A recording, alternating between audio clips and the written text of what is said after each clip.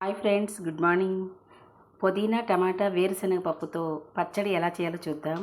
ఒక కట్ట పుదీనా ఆకు, 4 టమాటాలు, 10 పచ్చిమిర్చి, ఒక వెల్లుల్లిపాయ రెబ్బలు, జీలకర్ర, కావలసిన చింతపండు, సాల్ట్ అన్నీ కూడా నూనెలో వేసి మగ్గించేసాను. ఈ విధంగా 2 టేబుల్ స్పూన్లు వేరుశనగ పప్పు కూడా కరివేపాకు వేసి ఇలా వేయిస్తున్నాను.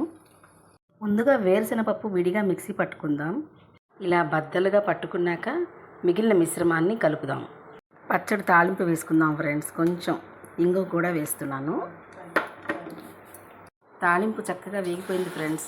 ఇప్పుడు ఇందులో మిక్సీ పట్టిన పచ్చడి కలుపుకుందాం. ఫ్రెండ్స్, వేరుశనగ పప్పుతో పుదీనా టమాటా పచ్చడి తాలింపు పెట్టుకున్నాం కదా, అందులోకి అలసంద ఇడ్లీలు. అలసందల పిండిలో నేను రవ్వేం కలుపుకోలేదు, పొట్టి అలసందలతోనే కాస్త మిక్సీ పట్టేటప్పుడు పచ్చిమిర్చి, అల్లం కలిపాను, ఆవిరి మీద ఉడికించాను. ఇదే ఈరోజు మా టిఫిన్. ఓకే, ట్రై చేస్తారు కదా. బాయ్.